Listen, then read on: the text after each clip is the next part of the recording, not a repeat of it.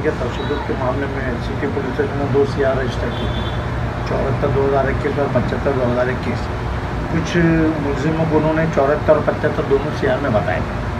मोइन मलिक जो मुंबई का एक लड़का है जिसे बिलावजह गिरफ्तार किया गया था, और उसके वालिदा ने बाज़ाब्ता DSP इनको सब बताया था कि भाई सर्विस करता है बच्चा, माँ बाप को मिलने के लिए आया था। और उन्होंने पूरा उसका जो टिकट किस दिन आया, किस दिन गया, रिटर्न टिकट था। तो जब वो चूँकि जुम्मा का दिन था, बाज़ार चालू थे, कोई बंद नहीं था।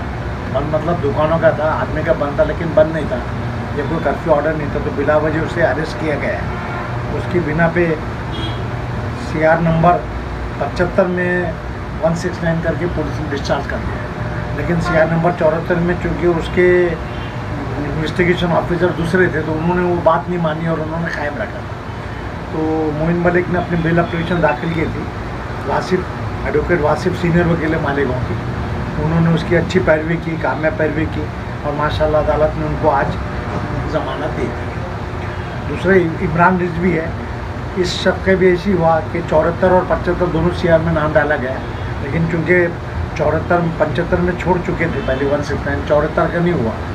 तो आरिफ शेख साहब ने उनकी पैरवी की, अदालत तमाम चीज़ें बताई कि भाई एक केस में जब ख़त्म हो गया इंसिडेंट एक ही है, 2 FIR कैसे हुए, जो भी कानूनी नुकात थे सभी वकीलों ने बताया।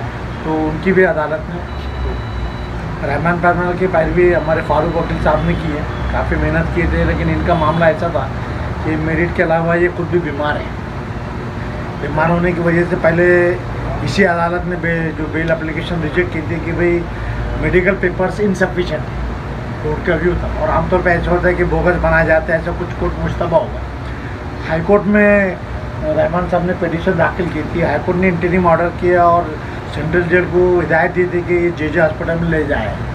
JJ हॉस्पिटल में को लेके गए, JJ हॉस्पिटल में इनका पूरा इलाज मुआवजा हुआ, तफ्तीश हुई, और JJ हॉस्पिटल की एक टीम ने इनके जो सिविल हॉस्पिटल नासिक की जो रिपोर्ट दी हुई थी कि एंजियोग्राफी करना है, बाद में एंजियोप्लास्टी, तो उसकी तस्दीक की और बताया कि भाई शायद इन्हें 3 या 4 स्टेंट लगाना पड़ेगा।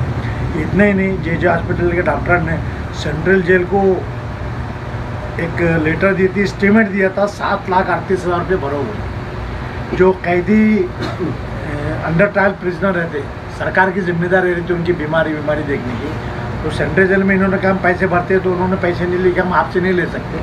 पैसे भरते हैं तो उन्होंने पैसे नहीं लिए, हम आपसे नहीं ले सकते। जब गवर्नमेंट ये 7.5 लाख रुपए भरेंगी, इसके बाद में हम ऑपरेशन करेंगे। इस दरम्यान में चूँकि 14 नंबर के मामला ने मुस्तकिम डिग्निटी को अरेस्ट किया था और ज़्यादा रोल उनका बताया था। जैसा रहमान ने एक तकरीर की तो मुस्तकिम ने 2-3 तकरीर की है, इन्होंने सपोर्ट किए। ये लीडर भी थे पॉलिटिकल, रहमान ने सिर्फ जज्बाती तकरीर की आते जाते।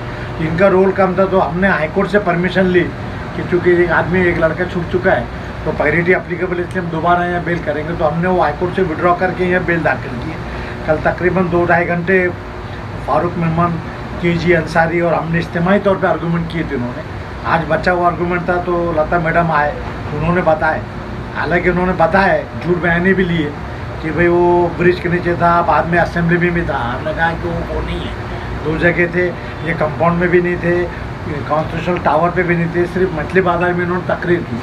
तो तकरीर की भी पूरी उन्होंने सुनाया कि तकरीर बहुत ज़्यादा वो थी। फिलहाल अदालत ने उनकी भी बेल की। दूसरे एक मोहम्मद आसिफ है, उनकी भी बेल हुई। इस तरह आज 4 लोगों की बेल हुई। लेकिन बदकिस्मती से आयशा नगर के मामले में जो एक बेल दाखिल किए थे वो रिजेक्ट हुई। तो अदालत भी कंफ्यूज है 3 मैटर होने की वजह से। अदालत ने SP को और हमको भी बोला कि आप चार्ट बनाओ, 74 CR नंबर का, 75 CR नंबर, 76 को, अलग अलग चार्ट में किसका क्या रोल है, किसने क्या किया।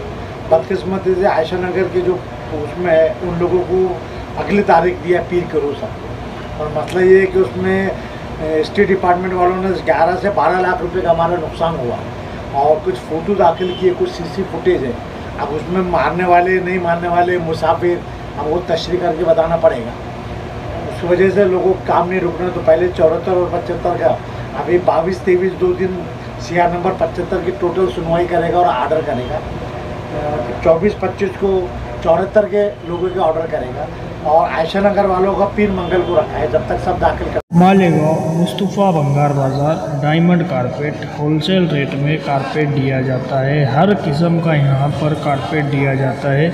हमारा पता याद रखें, मालेगांव मुस्तफ़ा भंगार बाज़ार डायमंड कारपेट होलसेल रेट में दिया जाता है।